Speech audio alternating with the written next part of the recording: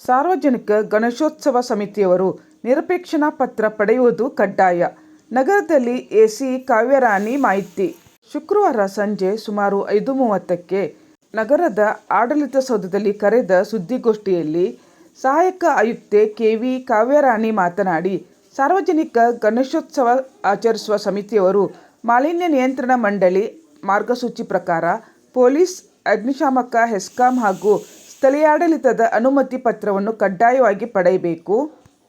ನಗರ ವ್ಯಾಪ್ತಿಯಲ್ಲಿ ಸಾರ್ವಜನಿಕ ಗಣೇಶ ಮೂರ್ತಿಯನ್ನು ಪ್ರತಿಷ್ಠಾಪನೆ ಮಾಡುವವರು, ನಗರಸಭೆ ಹಾಗೂ ಗ್ರಾಮೀಣ ಭಾಗಗಳಲ್ಲಿ ಪ್ರತಿಷ್ಠಾಪನೆ ಮಾಡುವವರು ಆಯಾ ಗ್ರಾಮ ಪಂಚಾಯಿತಿ ಅನುಮತಿ ಪಡೆಯುವುದು ಜೊತೆ ನಿರಪೇಕ್ಷಣಾ ಪತ್ರವನ್ನು ಕಡ್ಡಾಯವಾಗಿ ಪಡೆಯಬೇಕಾಗಿದೆ.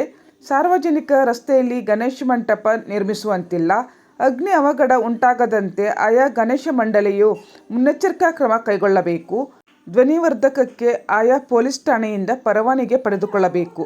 ರಾತ್ರಿ 10 ಗಂಟೆಯಿಂದ ಬೆಳಗ್ಗೆ 6 ಗಂಟೆಯವರೆಗೆ ಧ್ವನಿವರ್ಧಕ ಬಳಸುವಂತಿಲ್ಲ.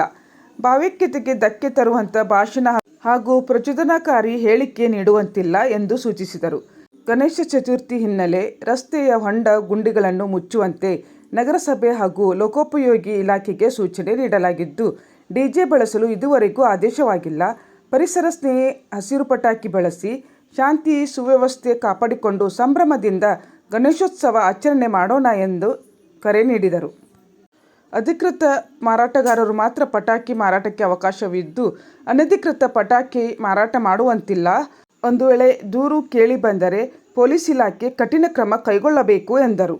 ಸುದ್ದಿಗೋಷ್ಠಿಯಲ್ಲಿ tahsildar Sridhar Mundalamani, DSP KL Ganesh, CPI Shashikant Varma, ಗ್ರಾಮೀಣ ಠಾಣೆ ಪಿಐ ಸೀತಾರಾಮ್, ನಗರಸಭೆ ಪೌರಾಯುಕ್ತ ಶಾಂತರಾಜು, ನಗರ ಠಾಣೆ ಪಿಎಸ್ಐ ನಾಗಪ್ಪ ಬಿ, ಹೊಸ ಮಾರುಕಟ್ಟೆ ಠಾಣೆ ಪಿಎಸ್ಐ ರತ್ನಾ ಕೆ ಇತರರು ಇದ್ದರು. ನಿರಪೇಕ್ಷಣಾ ಪತ್ರವನ್ನು ಪಡೆಯುವುದು ಕಡ್ಡಾಯವಾಗಿರುತ್ತೆ. ನಮ್ಮ ಸರಳೀಕರಣಗೊಳಿಸೋದಕ್ಕಾಗಿ ನಾವು ನಮ್ಮ ನಗರಸಭೆ ಸಿರ್ಸಿಯಲ್ಲಿ ಸಿಂಗಲ್ ವಿಂಡೋ ಸಿಸ್ಟಮ್ನ ಜಾರಿಯಲ್ಲಿ ತರ್ತಾ ಇದ್ದೇವೆ. ಇಲ್ಲಿ ಪೊಲೀಸ್ ಇಲಾಖೆಯಿಂದ ಒಬ್ಬ ಸಿಬ್ಬಂದಿ, ಹೆಸ್ಕಾಂ ಇಲಾಖೆಯಿಂದ, PWD ಇಲಾಖೆಯಿಂದ ಅಂಡ್ ಅಗ್ನಿಶಾಮಕ ಇಲಾಖೆಯಿಂದ ಹಾಗೂ ನಮ್ಮ ತಾಲೂಕು ಪಂಚಾಯತ್ ಅಂದರೆ ಗ್ರಾಮ ಪಂಚಾಯತಿಗಳಲ್ಲಿ ನಮ್ಮ ಗ್ರಾಮ ಪಂಚಾಯತಿಗಳ ಎಲ್ಲ ಕಡೆಯಿಂದ NOC ತೊಗೊಂಡ್ಬಂದರೆ ಒಂದು ತಾಲೂಕು ಪಂಚಾಯತ್ ಒಬ್ಬ ಸಿಬ್ಬಂದಿಯನ್ನು ನೇಮಕ ಮಾಡಿರ್ತಾರೆ. ಇಲ್ಲಿ ಸಿಂಗಲ್ ವಿಂಡೋ ಸಿಸ್ಟಮ್ ಮುಖಾಂತರ ಪರ್ಮಿಷನ್ನ ತೊಗೊಬೋದು. ಸೋಮವಾರದಿಂದ ಪರ್ಮಿಷನ್.